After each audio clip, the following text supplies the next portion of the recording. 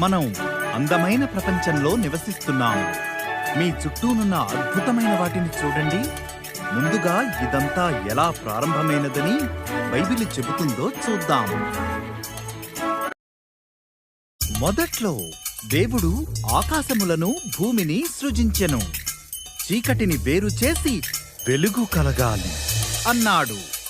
ఆయన ఆ వెలుగును పగలు అని, చీకటిని రాత్రి అని పిలిచాడు.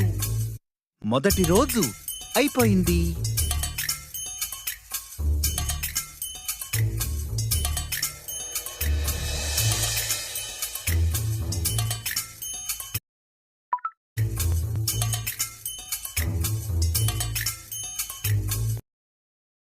తరువాత దేవుడు పైనున్న నీటిని, క్రిందున్న నీటిని వేరుపరచుటకు ఒక విశాలమును కలుగజేశాడు.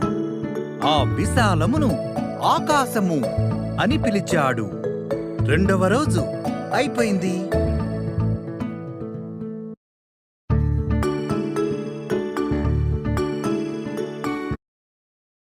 దేవుడు నీటినంతా ఒక్క చోటికి చేర్చాడు. అప్పుడు ఆరిన నేల కనిపించింది. ఆయన ఆ నేలను భూమి అని, నీటిని సముద్రములు అని పిలిచాడు. తరువాత ఆయన గడ్డి, ధాన్యము మరియు పండ్లనిచ్చే చెట్లు చేశాడు. మూడవ రోజు అయిపోయింది.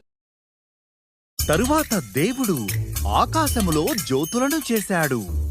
ఆయన పగటి కోసం సూర్యుడిని, రాత్రి కోసం చంద్రుడిని మరియు నక్షత్రాలను చేశాడు.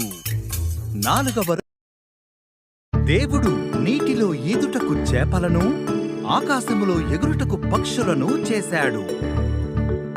పిల్లలను పుట్టించండి, నీటిలో ఆడండి, పాటలతో నింపండి అని ఆయన వాటితో చెప్పాడు. ఐదవ రోజు అయిపోయింది. తరువాత దేవుడు జంతువులను చేశాడు.